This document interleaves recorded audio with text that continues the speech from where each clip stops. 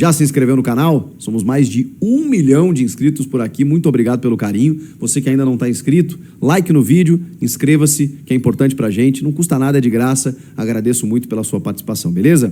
O árbitro deveria ter expulsado, deveria ter dado um cartão amarelo para ele antes e tal. Acho que sim. Acho que ele faz faltas para cartão antes da falta que ele recebe o cartão, e que ele fica bravo ainda.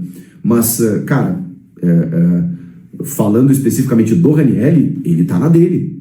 Se o árbitro não coíbe, ele tem que fazer o que ele fez. Ele tem que caçar, ele tem que brigar, ele tem que interromper ataque promissor, ele tem que, como a gente fala, não deixa se criar. Tomou um amarelo, beleza, na próxima você segura. Enquanto ele não tava tomando cartão, ele tava um gigante, cara, tentando parar o meio-campo do Palmeiras, especialmente, a todo instante, e conseguiu. Então o Ranieri, assim, fez a leitura de que o árbitro tava deixando o jogo correr, e, cara, e sentou a bota.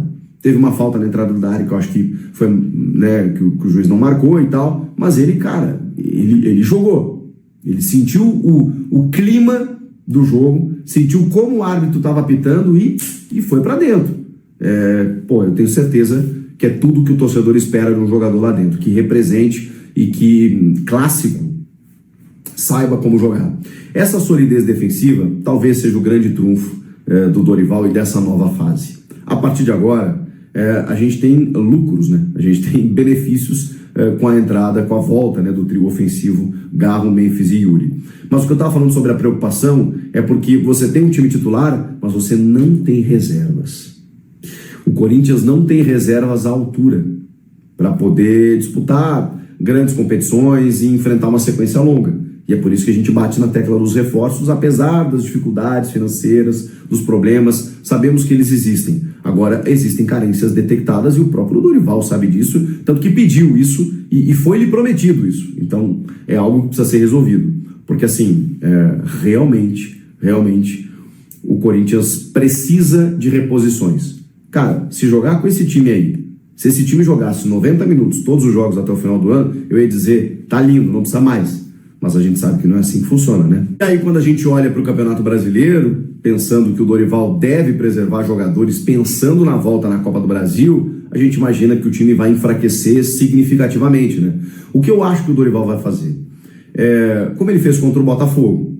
O que ele faz contra o Botafogo? Ele preserva no primeiro tempo, vê que o jogo foi completamente adverso, no segundo tempo ele alça a mão dos seus titulares para reforçar o time e consegue um empate.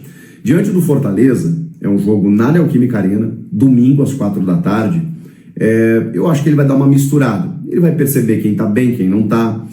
O Yuri, eu realmente tenho dúvidas.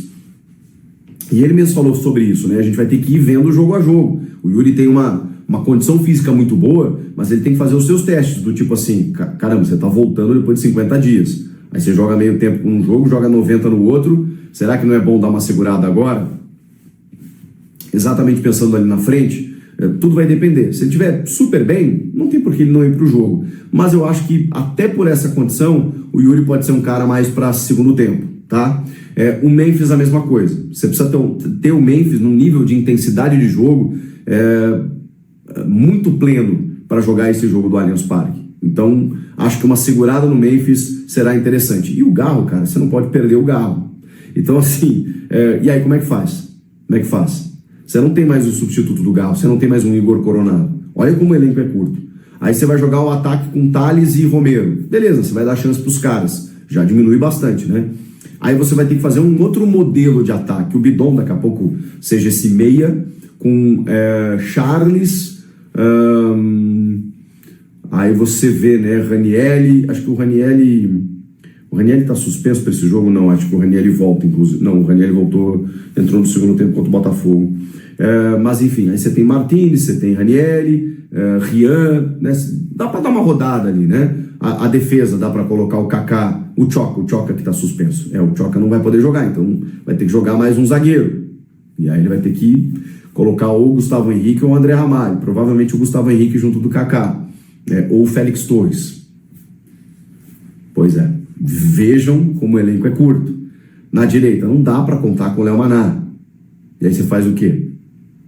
E aí na esquerda, o Angileri, beleza. Então, assim, a tendência é que ele dê uma misturada. Não estou dizendo só reservas, mas que ele... você pode, daqui a pouco, bota um jogador que saia no começo do segundo tempo, bote outro que entra apenas na segunda etapa, porque o brasileiro também não dá para você desconsiderar, mas a gente está falando de um clássico contra o Palmeiras, em que o Corinthians tem a vantagem para poder eliminar o arquirrival num confronto inédito na Copa do Brasil, chegar nas quartas, pegar um bom dinheiro e aí sim mudar e virar a chave para a sequência da temporada. O Dorival estava contestadíssimo até o clássico contra o São Paulo. A partir de então, tudo mudou. E o futebol ele tem disso. Se o Corinthians elimina o Palmeiras, o Dorival ganha uma sobrevida, sim, até pelo que o time está jogando. Não é só pelo resultado. É porque ele entendeu que precisava corrigir. Ele teve a volta de todos os 3 jogadores ali do setor ofensivo. E aí ele terá conseguido um êxito fantástico. Então, é realmente um momento da virada. Ano passado aconteceu isso.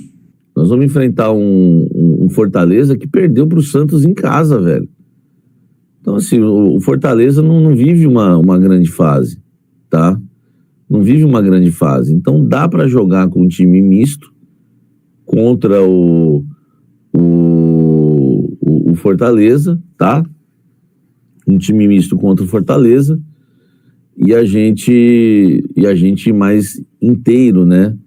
Pro jogo contra o Palmeiras na próxima quarta-feira no Allianz Parque. Família Stringer, você viu aquela estatística que saiu? Que o time nunca perde quando o Charles entra no jogo? Caramba, isso é um... Cara, sempre... Por isso que eu sempre falei pra vocês, né, cara? É um talismã, né, velho? É um príncipe. Cara, tá aí um jogador que eu sempre elogiei, sempre rasguei elogios, sabe? Assim, o Charles lembra muito o Tony Kroos. É o nosso Tony Charles, né? O Charles Kroos, como você queira. É um jogadorzaço, entendeu? Enfim, mas hoje o Charles é muito importante, cara. Graças a Deus, né, velho? Graças a Deus eu não persigo ninguém. Eu falei outro dia que o Dorival acertou quando colocou o Charles de titular. Qual jogo foi mesmo? Acho que foi antes do Botafogo. Ele colocou saúde... foi contra o Cruzeiro, que ele colocou saúde física, né? O Charles ali rendeu bastante. Cara, é isso, velho. Entendeu? É isso. O Corinthians precisa hoje muito de saúde física, né? E o Charles está entregando nesse sentido. Samir, sou da época que você falava pra gente comprar TV Box pra assistir os jogos, lembra? O Bob Esponja. Cara, assim, não pode falar isso, né? Porque eu não sei se pode falar isso hoje em dia. É que eu simplesmente sou honesto, né, velho? Eu, por exemplo, eu não tô voando não de grana, né? Não tô voando. Mas eu já passei muito perrengue na vida, sabe? Eu vou falar um negócio pra vocês aqui. Eu já sujei o meu nome, já foi pro SPC o meu nome, da minha esposa, tentando pagar a TV a cabo, velho, em grande parte da nossa vida, né? Até quando eu iniciei minha carreira de jornalista, tudo, ficava devendo porque não tinha que ter, né, os jogos, o Premiere. Cara, eu acho, velho, eu acho, assim, que a TV a cabo é um dos maiores abusos, né, contra o povo brasileiro. São vários. Eu não sou político, nunca vou me candidatar a nada. Na verdade, não perco meu tempo discutindo política, você nunca vai ver. Mas o povo brasileiro é bastante abusado e eu acho que na TV a cabo é um absurdo. Eu lembro de contas que eu fazia de 400 e poucos reais e não conseguia pagar. Entendeu? Uma correria para pagar e aí meu nome ficou sujo com a Sky, com a NET, com a Vivo, né? Graças a Deus hoje tá limpinho. Tá limpinho, né? Mas é muito caro, velho. 400 reais de TV a cabo é muito caro. E outra, o valor que se paga ainda tem que ficar alugando filme e comprando pacote de jogos à parte. Salve a corintiana. Julho acabou, né? Então vamos aí ver quem foram os funcionários do mês aí do Corinthians, né? Os jogadores aí que receberam as melhores notas aí jogando pelo time, né? O Yuri Alberto ficou em primeiro lugar, né? Mesmo tendo jogado bem pouco aí porque estava lesionado. Mas, enfim, né?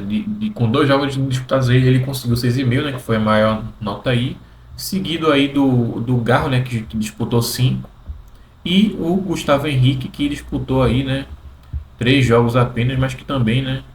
Tem sido aí nosso melhor zagueiro, né? Sendo também, de certa forma, né, um dos motivos pelo qual o Timão não quer contratar zagueiro ainda, né?